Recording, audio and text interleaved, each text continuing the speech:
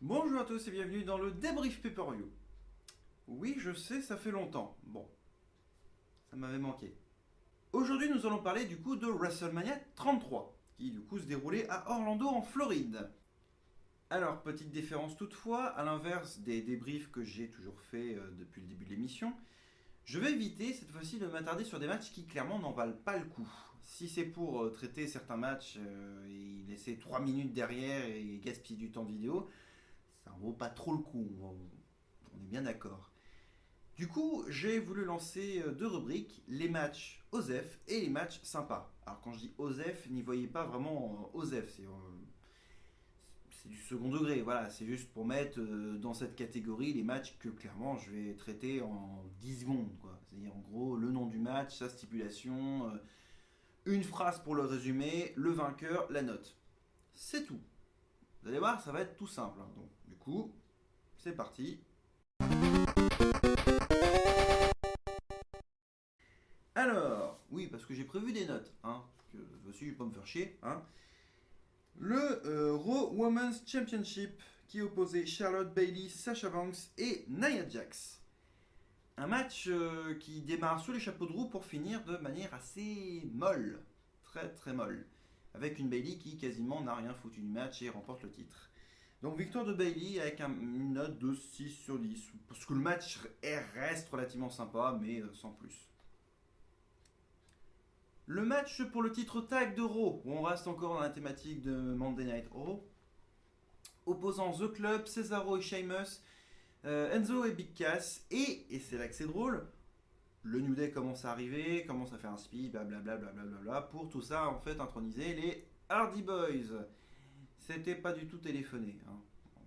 Voilà. Bon, j'ai juste un peu planté, pour moi c'était pour SmackDown, mais non, il était bien pour Raw.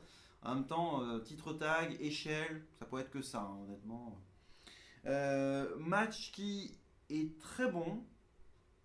En même temps, les Hardys, voilà.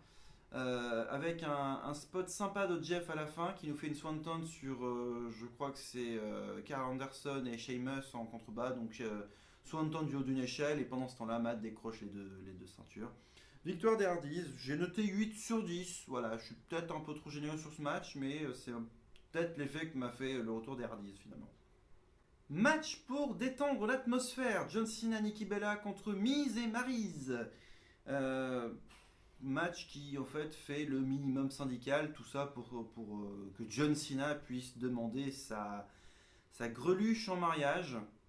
5 sur 10. Ah, victoire de Cena et Nikki Bella. Voilà.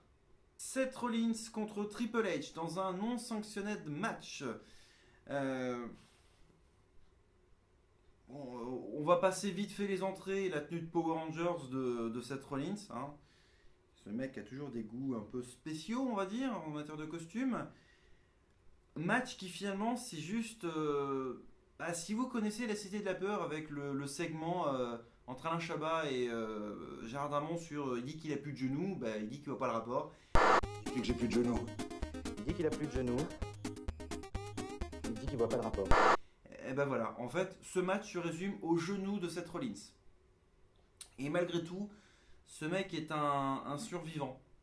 Non, non, mais ce mec est un survivant. Le mec, il a plus de genoux, mais il va se battre jusqu'à la mort. Ou à la mort de son genou, en tout cas, parce que vu comment il gère. Le final est un peu prévisible. On a l'impression de l'avoir déjà vu des centaines de fois. Mais bon, voilà, victoire de Seth Rollins, j'ai noté 6,5 sur 10. Voilà. Là aussi, minimum syndical, mais les intros étaient sympas, ça rehausse le niveau. Donc, Goldberg-Lesnar, ce que pour moi je pensais être en super main event de la mort qui tue. Non, pas du tout.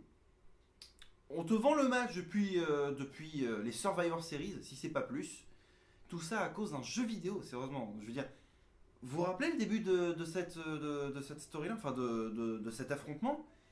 Tout ça parce que Goldberg faisait la promo de WWE 2K17 et que dans la pub, on voyait en fait Welcome to Suplex City.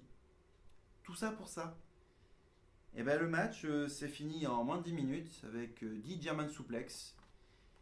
Une belle esquive du coup de Lesnar à un moment donné sur une tentative de spear de Goldberg. Voilà. Victoire de Lesnar. Bon, c'était prévisible. Hein. C'est pas comme si Goldberg n'avait pas du tout spoilé hein, le fait qu'il ne reviendrait pas. Hein. Merci, connard. 6 sur 10. Et encore, je suis généreux avec ce match. Hein. Il est sympa, mais vraiment, on est loin de l'impact de Cena Lesnar à SummerSlam 2014. Le titre Women's de SmackDown qui opposait du coup Alexa Bliss, Natalia, Naomi, Becky Lynch, Becky James et Carmella. Alors, j'ai surnommé ça l'effet Super Kick Party. Oui, un peu comme les Young Bucks, parce que ils me cassent les burnes ces mecs-là, honnêtement. Et vas-y que j'enchaîne les Super Kicks. Hein. Donc, un match qui s'enchaîne beaucoup trop vite. T'as même pas le temps d'en profiter. Vraiment, c'est le syndrome, on te le fourre vite dans la gorge, hein, parce qu'il faut passer à autre chose. En l'occurrence, le main event, mais celui-là, j'en parlerai un petit peu plus tard dans les matchs sympas. Je lui ai pas donné de note là sur mon carnet, mais 6 sur 10. Voilà. Ça reste sympathique, au moins les divas, enfin non pardon, les women's maintenant, enfin les superstars féminines, oui, ce ne sont plus des divas depuis un an déjà. Là, c'était même pas la pause pipi comme c'était avant dans les divas dans les années 2000. Hein. Non, non, non, non, non. Là, on a fait un vrai match, mais qui s'enchaîne beaucoup trop rapidement. Donc en gros, j'avais limite l'impression de voir un match de cruiserweight, mais en féminin. Tellement ça s'enchaînait à une vitesse, mais alors. Donc voilà, victoire de Naomi. En même temps, vu l'entrée qu'elle s'est tapée et vu qu'elle est chez elle quasiment, voilà, c'était logique.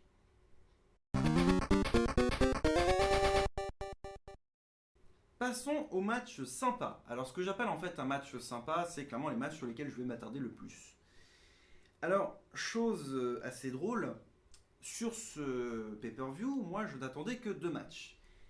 Et manque de bol, ce sont les 2 matchs qui clairement ont été diffusés en opener. Donc AJ Styles contre Shane McMahon.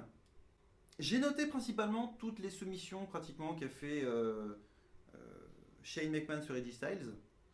Ce mec s'est quand même entraîné, alors je crois que c'est chez un mec qui du coup est spécialiste du MMA, Gracie je crois, je sais plus, je ne me rappelle pas le nom du mec, mais on voit que Shane McMahon s'est entraîné pour les soumissions quand même. Hein. Vraiment là il te sort des soumissions qui clairement pourraient être celles de Lesnar ou d'un mec de l'UFC.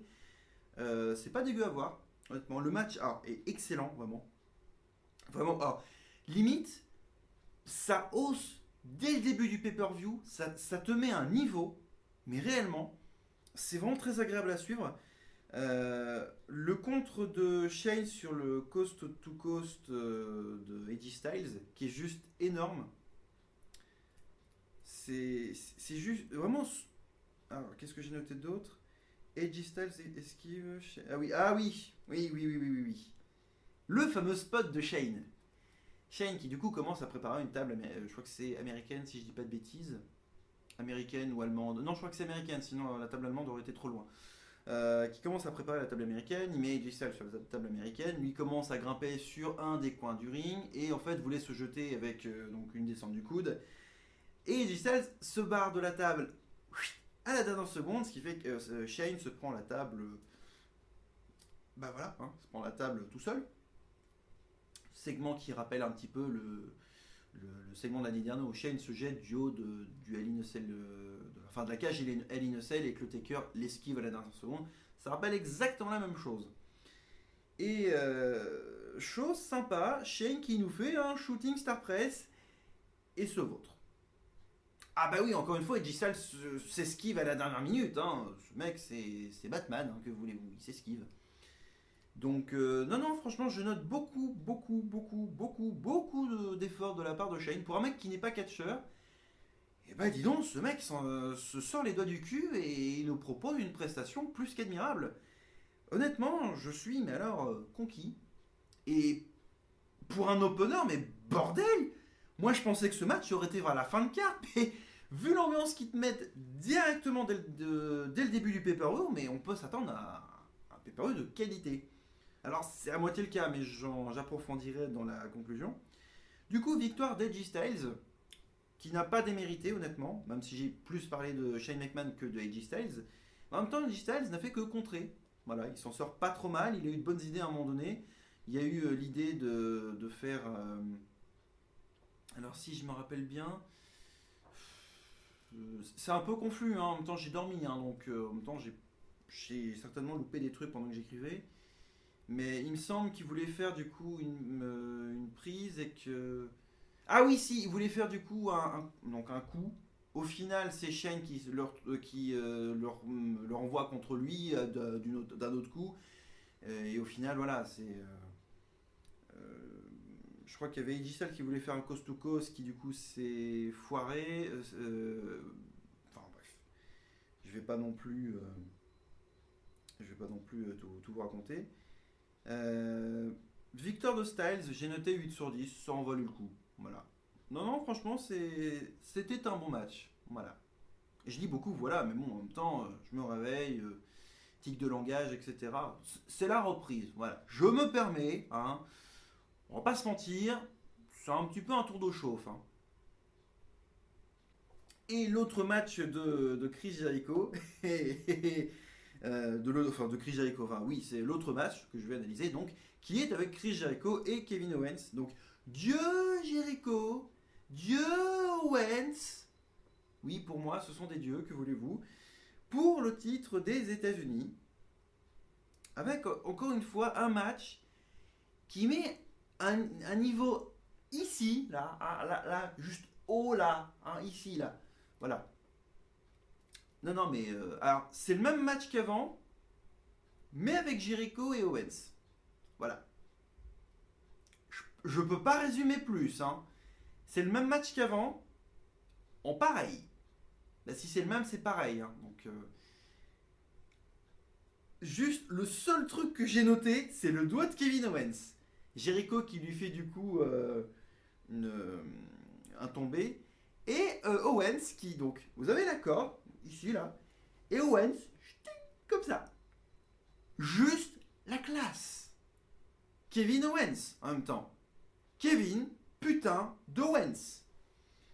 Alors, j'ai noté 7 sur 10 parce que ça n'a pas aussi été intense que Styles Shane. Parce qu'il y avait tout le côté les tables, certains objets, etc. Là, c'est juste un concours de soumission et de dégagement finalement. Donc, c'est pas aussi important et incroyable que du coup le match précédent, mais il s'en sort pas mal. Il s'en sort pas mal du tout. Alors, je vais finir du coup sur le match que je n'ai du coup mentionné sur aucune des deux rubriques précédentes. C'est The Undertaker contre Roman Reigns. Match qui, vous vous en doutez, si j'en parle là, ici, c'est qu'il y a une raison. Une raison un petit peu particulière. Il se trouve que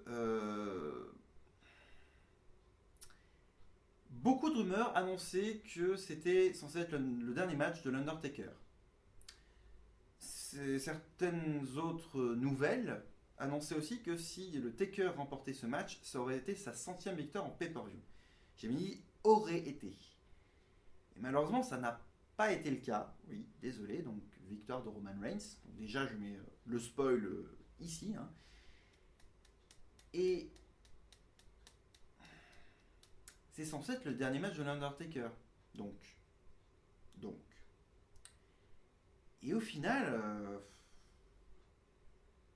j'aurais pas aimé que ce soit comme ça. Déjà, je pars du principe que le Taker aurait dû finir il y a 3 ans de ça face à Lesnar. La streak est brisée, retraite. Ça aurait été tellement plus symbolique. Et surtout, je pense que Roman, j'apprécie Roman Reigns, hein, mais c'est pas l'adversaire pour. Je pense que la symbolique aurait été que ce soit Kane ou John Cena ou Vince. Bon, Kane l'a déjà perdu 2 fois, donc c'est peut-être pas logique que ce soit Kane. Mais même Bray Wyatt, bon, ils l'ont fait perdre, voilà. Comme ça, Bray Wyatt, parce que ça aurait pu faire un passage de témoin, un passage de flambeau, par exemple. Ils ont tous les deux un rôle assez, enfin un personnage assez dark, assez sombre. Ça aurait été plus logique. Et en fait, Taker qui mène les 3 quarts du match pour un résultat où au final, Roman, tu le sens pas spécialement motivé à plusieurs moments du match. Et des botches, quoi, merde. C'est censé être un main event avec le Taker, quoi. À WrestleMania, des botches. Oh non, mais merde. Pas sur le dernier match du Taker, quoi. Donc forcément, ça démotive un peu le truc. Victoire de Roman Reigns, qui du coup se barre, après le match, hein, bien sûr. Et là, on voit l'Undertaker, tout habillé, hein, avec sa veste, son chapeau. Il enlève ses gants, il les met par terre, il met son chapeau, il le met par terre, sa veste aussi, par terre. Il quitte le ring, revient sur la rampe et redescend par l'ascenseur qui était au milieu de rampe. De ce que j'ai compris apparemment, c'est qu'apparemment il n'était pas forcément en super bonne condition physique pour faire toute la rampe de WrestleMania, parce que c'est vrai qu'elle est quand même vachement grande. Non, non, mais elle est grande, hein, honnêtement. Je m'attendrais à ce que Juju fasse certainement un truc dans le Gizmo Show vis-à-vis de ça, donc voilà. Mais bon. C'est le dernier, c'est le dernier match du Taker. Autant vous dire que ce pay-per-view est particulier quand même, hein, une atmosphère particulière, mais je vais en parler en conclusion, vous allez comprendre.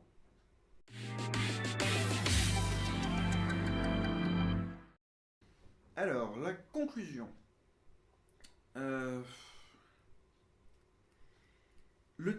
La thématique de ce WrestleMania est censée être les montagnes russes, les fameux roller coasters. Et en fait, en voyant cet événement, on comprend un peu mieux la thématique, parce que c'est clairement les roller coasters de l'émotion. On passe d'une émotion tellement... oui, je vais pas gueuler parce que j'ai plus de voix.